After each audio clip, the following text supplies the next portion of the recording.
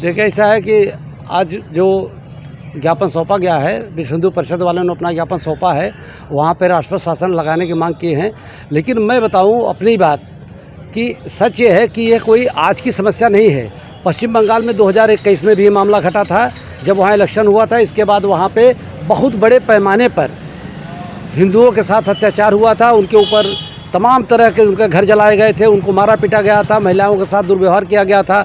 वहाँ से लोग भाग करके चले गए थे आसाम में, और आज वही घटना फिर दोहराई गई है। वहाँ फिर जो है कट्टरपंथियों ने हिंदुओं के साथ जघन्य अपराध किया, उनके ऊपर अत्याचार किए, और वो सारे लोग छोड़ नहीं रहा है। वो इसलिए कि ममता बनर्जी के साथ उनका जो है साठगांठ है, और सत्ता पक्ष को भी वहाँ कड़ा निर्णय लेकर के राष्ट्रपति शासन लागू करना चाहिए। वो लोग भी कर रहे हैं।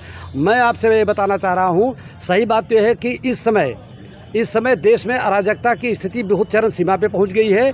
वो जितने भी विरोधी दल हैं, तमाम ऐसे संगठन हैं, तमाम ऐसे मौलाना हैं जो संसद में अभी वक्फ कानून जो पारित किया गया है उसके खिलाफ वो लोग बोल रहे हैं कि हम इस कानून को नहीं मानेंगे। ममता बनर्जी कह रहे हैं इस कानून को नहीं मानेंगे, उधर स्टालिन कह रहे हैं इस कानून को हम यहाँ लागू नहीं होने देंगे।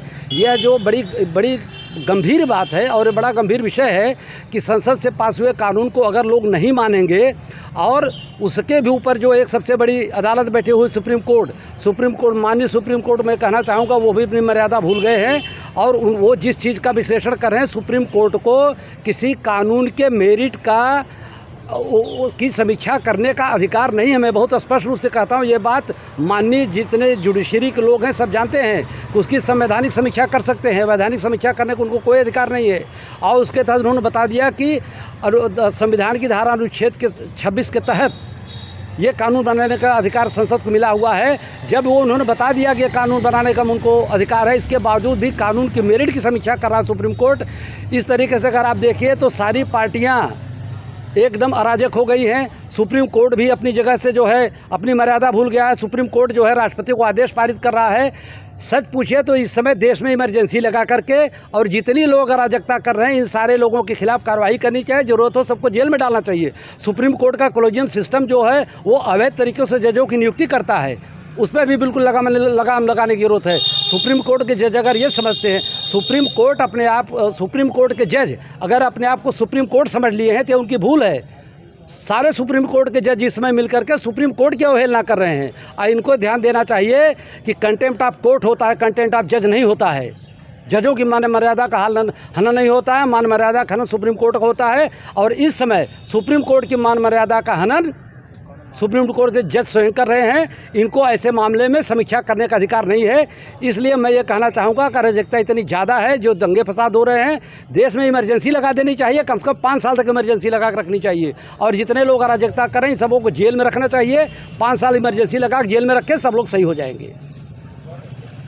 पूरा परिचय बताएंगे और जानना चाहेंगे आपसे कि आज जो बंगाल पे जो चल रहा है, विश्व हिंदू परिषद के लोग जो है पत्रक सौंप रहे हैं, क्या पूरा मामला है? देखिए, मेरा परिचय है, मेरा नाम CM पांडे है और धर्म रक्षा आंदोलन का मैं अध्यक्ष हूँ। आज जो विश्व हिंदू परिषद वालों ने पूरे देश में पत्रक सौंपा है, उसमें जो सबसे बड़ा मुद्दा है वो ये है कि जो पश्चिम बंगाल में हिंदुओं के ऊपर अत्याचार हुआ है, और वो अत्याचार से प्रताड़ित हुए, उनका घर जलाया गया, महिलाओं के साथ दुर्व्यवहार किया गया, हत्याएं हुई। इस तरीके से उनके ऊपर इतना अत्याचार किया गया कि एक बहुत बड़े पैमाने पर लोगों ने अपना घर द्वार छोड़ करके वो लोग वहाँ से भाग गए, पलायन कर गए। और सबसे बड़ी बात यह है कि विपक्ष के जितने नेता हैं वो सारे लोग इस मामले पे चुप्पी साधे हुए हैं, क्योंकि उनका गठबंधन ममता बनर्जी से है। सत्ता पक्ष को भी जो काम करना चाहिए वो भी अपना काम नहीं कर रहा है।